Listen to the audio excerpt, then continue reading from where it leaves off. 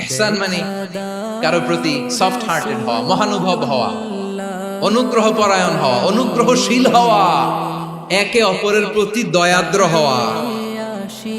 একে অপরের প্রতি দয়াদ্র অনুগ্রহশীল হওয়া ছাড়া মানবিক সমাজ কশিনকালেও গঠন করা সম্ভব না।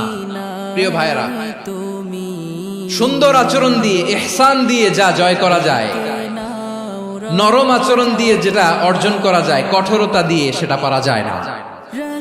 বিষ্ণু ঈসা ইসলাম ইহসান দিয়ে, কোমল আচরণ দিয়ে, তার অনুগ্রহ দিয়ে তিনি অনেক কাফিরের হৃদয়কে জয় করে ফেলেছেন। সাইয়েদনা সুমামা ইবনে উসাল রাদিয়াল্লাহু তাআলা আনহুর কথা মনে পড়ে যায়। তিনি ছিলেন ইয়ামামার বাদশা। মদিনাতে বিশ্বনবীকে হত্যা করার নিয়তে এসেছিলেন। গোপনে গোপনে বিশ্বনবীকে হত্যা করে আবার ইয়ামামাতে তিনি ফিরে যাবেন। কিন্তু কি অবাক করা কাণ্ড, হত্যা করতে পারে নাই, সাহাবাদের হাতে তিনি ধরা পড়ে গেলেন। সাইয়েদনা সুমামা ইবনে উসাল রাদিয়াল্লাহু তাআলা আনহু হত্যার নিয়তে আসলেন, কিন্তু হত্যা করতে পারলেন না। সাহাবারা ওনাকে ধরে ফেললেন, ধরে মসজিদে নববীর পিলারের মধ্যে বেঁধে রাখলেন।